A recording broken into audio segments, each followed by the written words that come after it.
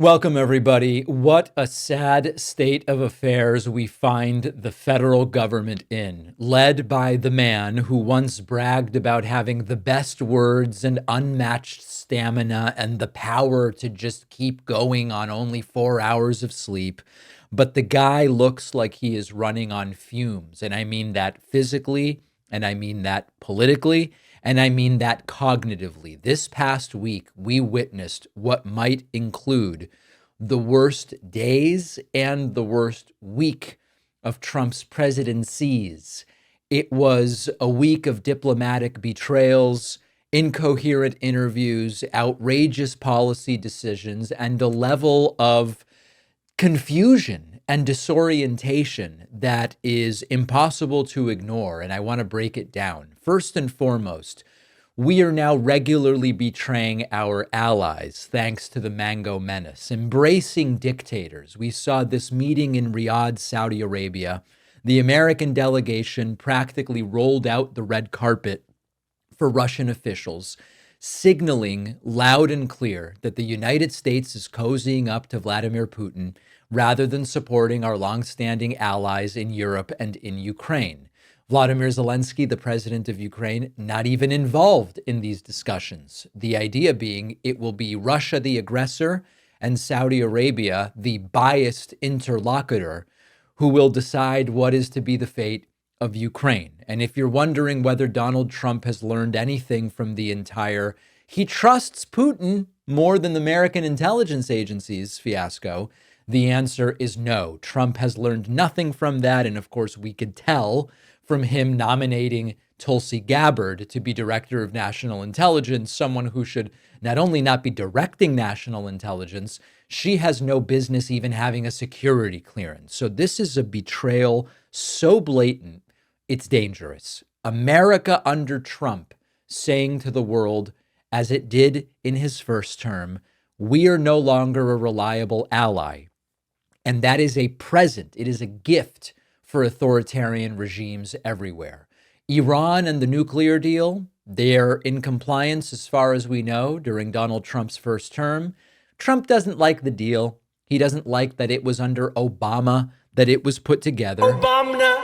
And so he says we're out. We're out of the nuclear deal. The Paris Climate Agreement. He just doesn't like it. So we're out of the Paris Climate Agreement. And then we're back in under Biden. And then we're out again under Donald Trump. Okay, so we are not a reliable ally. And we are increasingly praying at the altar of global authoritarianism. Number two, we are going to look at the babysitting Fox News interview a little bit later today.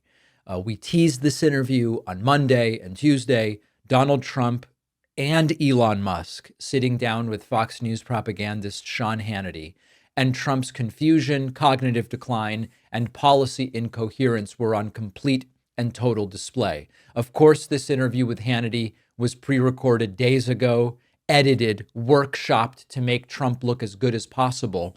And if you needed any proof that Trump's mental sharpness has faded, even with the edited interview, you still cannot deny it. And it featured Trump rambling about inflation, which he says inflation's back, which seems to confirm it was gone under Biden, something he previously denied. When Elon Musk talked about Neuralink, Trump just goes, "You like Bobby, right?" Referring to Robert F. Kennedy Jr. "You like Bobby."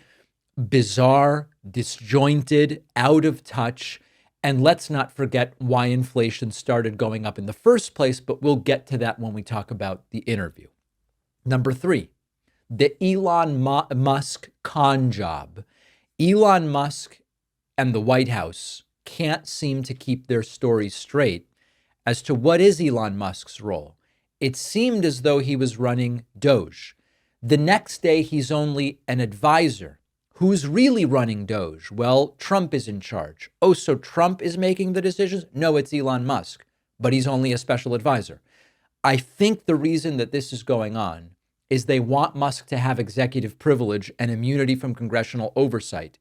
And they're trying to figure out what is the right way to do that, because they need him to be able to lie about tens of millions of dead people getting Social Security, a lie that we debunked yesterday, or get access to your personal data without any pesky accountability.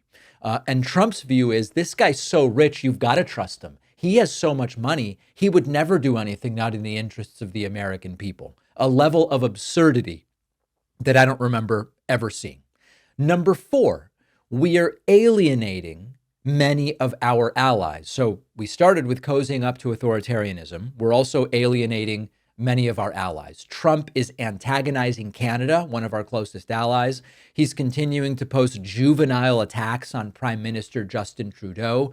Canadians are saying, all right, well, not only will we give you a loss as far as optics go with regard to booing the national anthem, we'll boycott American goods, we'll boycott American tourism. And so the question is, if Trump can get away with cozying up to Russia and attacking Canada, the answer is he can do it, but it seems like it's going to come with some pain. And the larger pattern here is that Trump is giving the cold shoulder to Western liberal democracies and playing coy and being enamored with the authoritarian regimes. At one point, Republicans claimed to champion limited government and strong alliances. That's gone out the window, and Donald Trump has also signed an executive order dramatically increasing presidential power. We will dig into that in more detail, maybe today, maybe later in the week. And then you've got the cruelty of Donald Trump's immigration policies. It's gone from we're only deporting criminal illegals, right? Think about more dehumanizing terms, to we are now rounding up low-risk migrants whose only crime is being in the United States undocumented, but are otherwise positive contributors to communities and to society. What about just throwing people into Guantanamo Bay? And people with no criminal records are being sent to countries where they could face torture or death because Trump just doesn't really care about asylum claims. And meanwhile, we're spending who the hell knows how much money so that Secretary of Homeland Security, Kristi Noem, can play cowboy sheriff hybrid, telling migrants to go home in English. It's not just cruel, it's cartoonishly cruel. And then I do want to say a little something about the plane crash situation. We have another of these mind-boggling Trump twists where Trump's Secretary of Transportation, Sean Duffy, the former reality TV star, tried to say to the public, listen, air crashes happen. They happen, as though these recent disasters are unavoidable. But the reality is that under President Biden's 4-year term, there were 0 commercial jet crashes in the US. And Trump's administration wants to gut regulatory agencies, fire key safety personnel, and now they're going, sometimes you have plane crashes. So what's the bigger picture here? If it feels to you like the wheels are coming off, the paintings are flying off the wall and everything's being shaken to its core, it's because that's what's going on. Trump's energy is diminished mentally and physically. The policy perspective is increasingly erratic. Who's running what? Are there tariffs or aren't there tariffs? The interviews are growingly incoherent, and our alliances are crumbling faster than he can put out messages on Truth Central. And meanwhile, the Republican Party, which once championed small government, is letting Trump do whatever the hell he wants. So this is bigger than Trump's failing presidency. This really is about the future of our democracy. And I recently recorded an interview on Chris Cuomo's podcast about my book. And we talked about, okay, Republicans are a mess, but are Democrats positioned to actually figure out what to do and take power back? I don't know the answer to that. We are seeing an administration filled with endless lies and dangerous incompetence. We are seeing precedent flush down the toilet. The stakes couldn't be higher. But I don't know if Democrats are positioned to fix or take control of a damn thing. So Trump's low on energy. He's low on time. His decline is becoming more pronounced. He's damaging institutions more quickly and more severely than he did during his first term. It is to a degree on us to keep pushing back, demanding the truth, making sure that this spectacle doesn't completely decimate our democracy.